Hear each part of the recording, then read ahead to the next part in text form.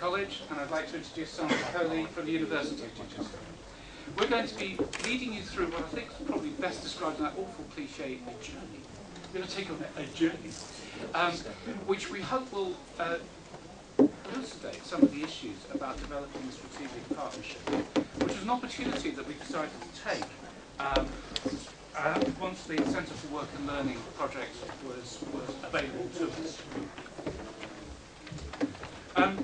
So I think the first thing to observe is that the relationship between the university and the college within the context of this project is relatively unique, or is unique. That sounds like quite a big boast, but the idea that we would work together, we'd appoint one business development manager, that's Sandra, to help develop a joint offer drawing on the talents of both institutions was quite a seductive one for us. The University of Chichester, as I'm sure you all know, is a relatively small but perfectly formed university. Chichester College is an even more perfectly formed but much larger institution with a relatively small higher education operation. So the combination of the strengths and weaknesses, of getting the right mix for employers, was what really drove us forward, because we have a very substantial workforce skills offer. Many colleagues from other colleges around the room, probably sounding too boastful, but at the same time, a lot of our offer is based at sort of academic levels 1 and 2, and our experience and our competence at delivering at the higher levels is more restricted. So there was quite a nice mix between the two. We'd also found that this was an opportunity. So right, Season College just come to join us. There's a couple of chairs there, there's a couple of free chairs there. Do please feel free to come and sit down. There's 2 at the front for anybody who's brave. We saw the potential for trying out what we conceived as a joint business school. So we thought, oh, it's really nice that HEFGE have been persuaded to hand over some dosh in the form of funding for both development of learning materials and courses, but also for the appointment of a business development manager. And this was an opportunity to take that idea and see how it worked. So that was the concept, the rationale behind joint working between the 2 institutions.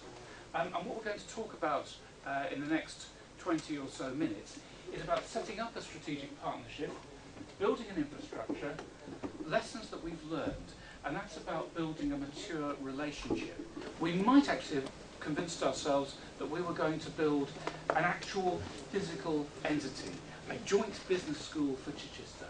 What we're emerging with at the end is going to look very different to that, but in some respects probably it will have fewer legal problems. In fact, I'm certain it'll have far fewer legal problems, and it will be more sustainable in the longer term. And then we'll finish off by looking at how we make a sustainable offer for the future.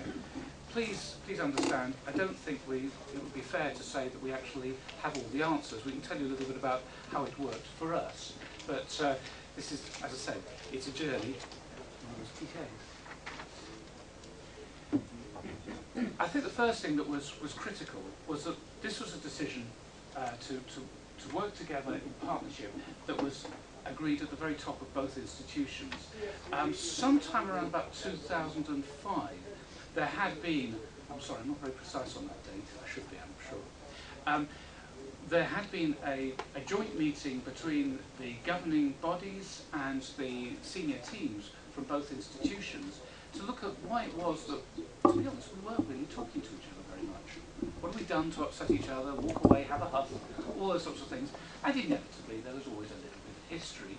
But often it's because, with the best will in the world, we tend to get into silos. They do higher education, we do further education and some higher education, but we could do it entirely independently. There was no, sometimes, logical link between the two, which seems silly when you've got 2 institutions with campuses a mile apart, thereabouts, with a progression from one institution to the other, and it's not always the way you think it might be. Sometimes we come from the university to the college. We're serving a similar part, or the same part of West Sussex, so why on earth shouldn't we start getting together? And one of the things that we realised in doing that was actually that there were, again, those differences in competences that each institution could bring to the party. The college has a very broad curriculum offer, covering everything except really the mining sector. The university has a more restricted curriculum offer. The college has one of the largest cohorts of international students in the country, which of course for any enthusiastic vice chancellor or principal means pound signs and lots of them. But it also means opportunities to extend your curriculum, to develop links with other parts of the world, and to enrich not just the institution, but actually the lives of your mainstream local students as well. I say this with passion because I was a Chichester College student, and it was the first time in my school career, or college career, I'd ever studied with students from other parts of the world, and that was mind-blowing. So there's huge benefits of having international students in as well. So when you bring those in, add to the fact the university as an awarding body can help us to create courses that we might want, can help us to develop higher level courses if that's where employer demand leads us, or we can work together jointly, as we have done, for instance, on a foundation degree, as Sandra will explain in a while, where colleagues from both institutions can pool their expertise in different areas to give a better result for students. In the end, it's kind of a compelling argument. So we had to have that buy-in from the very top, and it has to be sustained. It has to be sustained through regular meetings. The role of the business development manager, well, we probably wouldn't have carried going on down this route other than saying, yes, we must do this sometime. It's a lovely idea, we must do it. Unless Hefke had come up with the money, which said, here you go, we'll pay you X amount of money for a number of years to help you develop this project within the wider remit of the Centre for Work and Learning. Again, it could go very much pear-shaped from there, because you've got one voice in two institutions trying to say, I really, really need you to be working on this now. I need you to get together to draw up plans, say, for a new module of learning. If it's just one voice, then the chances are that that opportunity will be missed. So we had a Centre for Work and Learning project board, which includes representations from the senior management team, from the curriculum teams, and from the people involved, Sandra and myself, in developing the Centre for Work and Learning offer. Those strategic meetings happened about once every term, thereabouts, but we also had regular meetings as a kind of a working group between the people who were driving the project forward in the college and the university, and those happened initially about once every month, then it went to 6 weeks, and I think it's now about 2 months cycle. Basically, as the project matures and needs less day-to-day, hands-on sort of intervention in order to keep it running smoothly. So having that board, having the regular operational reviews, meant that you were starting off with objectives, and our objectives were quite clear. They were set by the Sussex Learning Network in terms of the number of full-time equivalent students we had to recruit. Mercifully, that bit of it has now gone into the ether, because it was a difficult act to complete. And we did have problems, if I'm honest with you, in the first role, recruiting the business development manager. I did say that it's a warts and all story. We started off trying to recruit once we had got the money approved, which was probably a bit late. And the first round of recruitment didn't work well. We didn't get candidates that was up to the job. So we had to recruit all over again, and mercifully this time found Sandra. But it meant that Sandra had to hit the ground about 6 weeks into 6 months into the project. Nearly a year, nearly a year into the project. So we were a sort of last chance Charlie in some respects. That because we hadn't said, there's so-and-so, we'll make them do it, which some institutions did. We said we would appoint somebody specifically for it, which was probably the right decision, but we were very, very slow in doing it. So it did mean that Sandra had to hit the ground very, very fast, and has actually achieved a hell of a lot in a very short space of time. And I think it's right to acknowledge that. So the first steps are setting up a strategic partnership and learn from that. If you're going to do it, get the person either in place or make sure that you've got all the recruitment structures ready to get that person in place the second the money's there, or else you'll be delayed. And then, while we were trying to get all that done, I was acting as the joint lead for the Centre for Work and Learning alongside the day job. So that kind of tells you that the priority, at times it slipped off the agenda. That's partly why you need to have somebody who's focused on this from the outset. Because what they're actually trying to achieve is culture change. Or if not, if that sounds a bit radical, at least culture shift. That people who work in different institutions, and let's be honest, work in different institutions on different pay terms and conditions, are going to work together, sometimes on the same project. There's all kinds of elephants in the room, we have to confront with that. But you need to have somebody who is totally focused on that. So for the first 6 or so months, it was very much a holding operation, beginning to explore projects which could serve the needs of the business community in and around Chichester. And recognising that actually there are a huge number of real issues if you're going to work collaboratively. How are you going to cost, how are you going to market, and how are you going to deliver joint provision. At that point, I think is where Sandra picks up the story. It'll set it up to the point where Sandra joined us and hit the ground running. There you go. Like in real life. Just like in real life. So I came into the project in May 2010, and I was actually new to HE and FE, so just a slight learning curve at the time, as well as learning about the project. So it was quite a lot to get my head around. But we identified fairly early on, or had been identified before I arrived, that we needed to get an infrastructure in place, particularly so there had been some projects that had started on the go, and they had started to throw up some issues and some problems that were being made clear. So the first thing we did was identify some key contacts in terms of mainly in finance and in marketing, and got them together to talk about what we need to do to take this forward. A lot of what-if situations, and agree the protocols for what would happen if in those situations, because we weren't really in a place to put completely new full processes in place, and some of those might never happen. So it was very much a sort of, well, what if this happens? Well, you talk to them, they'll talk to them, and we'll get these together, and then we'll look at it. Others were more sensible, and it was much more much less complex, and it was, well, if this happens, we'll just do X. It was agreed that obviously as the project management side of things, as a CWL lead, I would be involved in managing any of the projects that came through. So that, as Gerry said, that made a nice sort of centre liaison point to go to each institution, to pull together finance people or marketing people or curriculum people to actually make it happen and drive things forward. On the branding front, we actually took a strategic decision not to make too much of the Centre for Work and Learning brand. And the reason for that was, and I'm sure you'll all be experienced of this, a lot of initiatives come through the sector, and it's a lot of, so employers get a lot of sort of being contacted about this new tranche of funding or this new programme that's available for the next 18 months, and you've got to get on the bandwagon quickly, or otherwise you've missed things. And particularly with only 2 years to go on the project at that point, felt if we start pushing everything as Chichester Centre for Work and Learning, we were creating something that we were then going to have to pull away sort of in 2 years' time. So what we said we would do is joint brand everything, as with the two logos, two institutions, and that we would talk from the outset about the fact that we were partnering, we were collaborating, we had this wider provision that we could offer to employers by working together, but not actually sort of honing on the fact that it was Centre for Work.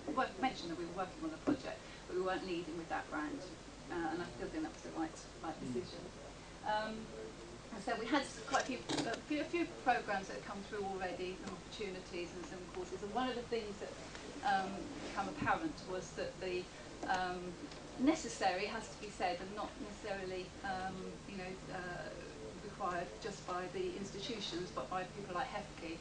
But it's quite bureaucratic, and we had a lot of feedback from students and employers on the amount of forms that had to be filled in for sort of an accredited course, even if it was just a module, and a lot of headaches in terms of that not happening and then having to be chased, and then they think they've done it because they've done the admissions form, but they still need to do the registration form, and they haven't done that, so they can't get onto the BLE, and they, so what we did was actually design a 2-page A4 sheet that covered all of the admissions and registration information that was needed by the university, and that enabled a one-step process. They handed that in, it goes straight into admissions, it's logged on the system, registration, we do our checks, and they're on, and we can do that literally within about 48 hours, and we have done regularly because they're still not that good at getting the forms in in time for us to do it. And we've even set up, I'm actually a registration officer as well.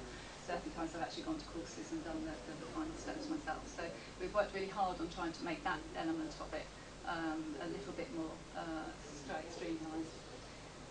In terms of marketing, it would be a huge, wild exaggeration to say we had a marketing strategy at that point. But what we did decide was that we would try to embrace a variety of methods, and that we would look at each project or activity that we were doing and decide on, the best way forward. And we'd use a mix of things, whether we were promoting sort of the whole joint working or a specific product at the time. So over the 2 years of the project, we've used done a couple of telemarketing projects. We've had a range of adverts and editorial in business press and in local press. We've gone to exhibitions. We obviously produced a lot of leaflets and materials, as well as sort of the straightforward business development, contacting and visiting employers. And we've sort of been monitoring how that has actually gone.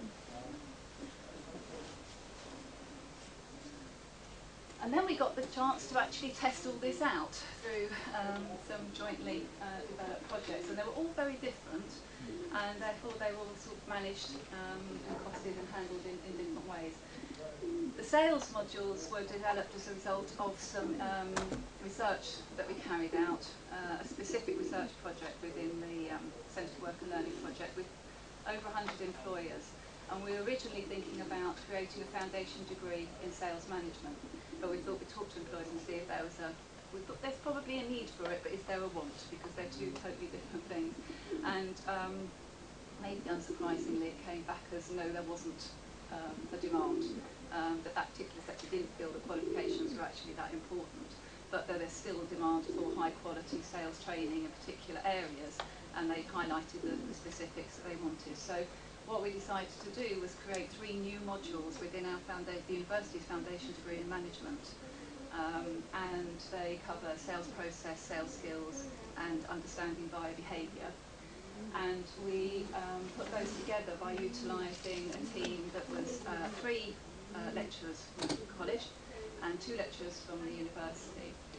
So 2 of the modules were developed by college lecturers and 1 by a university lecturer, and then it was overseen by a senior university lecturer in terms of the QA and the validation process, and that worked very well. Developing digital literacy, if any of you were in the workshop this morning, you'll know a little bit about that. But again, that was, we put together a steering group there that involved 2 experts in the fields of IT and e-learning, 1 from each institution. There was myself and Gerry involved, a deputy dean in charge of teaching and learning at the university, who helps take it through, did the QA and helps take it through validation. And because at that point it's an internal project, we had the staff development managers from both institutions involved in that. And then that's running at the moment for internal staff. And coaching and mentoring apprentices is really sort of still hot off the press. It's going through validation at the moment, and that I think is a real testament to our working together, because obviously the college has a huge offer in terms of apprenticeships, and national data and data from feedback from the college and the employers they work with is that there are issues and challenges in working with apprentices, and that there are opportunities there in terms of helping employers and managers deal with that. And I think this is a real sort of solid example of how the university can take the input from the college. They've been very involved up front. These are sorts of things that would be needed. We've actually commissioned an AL to do the work, who's worked very extensively in the field with apprentices, working with people like BT Careers and so forth. So a lot of experience in managing apprentice programmes. And that again will sit within our foundation degree in management, but we see that as being something that the college can, when they go to see employers and about their apprentice offer, there is opportunity to say, if you're concerned about this, there's courses we're going to offer. It's an open course probably in the new academic year, so individuals can book onto it, but also the institutes are there for larger employers to have groups on there. And then the last one was the university actually fully resourced 2 research projects for the college around IT networking training and salon management at level 4. And I think Gerry would like to say a bit more about that. Yeah, again, these types of activities are quite a good, to my mind, quite a good explanation, quite a good testimony to what we were, our ambition, what we were trying to achieve. With the IT project, the intention was we were going to find out from IT companies who can, certainly the ones our experience with, can be quite reticent. You want to come talk to us about our IT? We're not sure we want to tell you. We'd like trade students, please, but once we've got them, then we'll train them up in what we want. So actually getting across the door, the threshold was really difficult. And crucially, we wanted to make sure that what we were delivering in terms of our HND, the course content, was actually precisely what local industry wanted. So the research project helped us to get through the doors. What it actually did was, first of all, it confirmed that, yeah, what we're doing was actually okay. It validated that, which was nice. But the other thing that was unexpected was that it meant that for the first time, work experience opportunities opened up. And you might think at higher education level, well, that surely isn't a problem. But again, many companies are quite reluctant to have an outsider come in and really sort of peek under the bonnet at what their networks do and how their software works. So it meant that by building contact and building trust, we were actually able to generate the kind of relationships which has led to students going out on work experience on the HND now, and indeed on our national level 3 programs as well. So that's been a huge benefit as far as we're concerned and our students are concerned, especially as several of them have now been paid. So they're very happy. But it didn't quite shift the agenda in the way that we thought. We thought we might have people coming along back to us and saying, could you do us an HND or foundation degree in this aspect of computing or software or programming or something? That didn't happen, but it was that work experience that was a real bonus. The second one was fascinating, and that was to look at salon management. We knew that there was going to be a change to the High National Diploma spec, and I should confess that as a college, we have always operated a mixed economy. We have some directly funded HE, and we also have some indirectly funded HE, and we will choose both the route to go down and the qualification to deliver to best suit us, if I'm perfectly honest. And so we still have stuck with a lot of HNDs, but we knew that the spec was changing, and the research for salon management helped us to identify how we get not just beauty salon managers, who tend to be quite proactive in terms of training, but also hairdressing salon managers. They know that they need to have all their stylists properly qualified, so that's not an argument, they're brilliant at that. But it's actually going to the next step, and they're often more reluctant to engage in training for their managers. They recognise they need it, but it's one of those, I haven't really got the time to do it. So the research project helped us to unpick that, although, to be honest, actually getting the benefits from that is still a journey that another journey that we're going on. Could I just add, by the way, one of the benefits, I think, of both the digital literacy and the coaching and mentoring was about, both of those modules were about capacity building.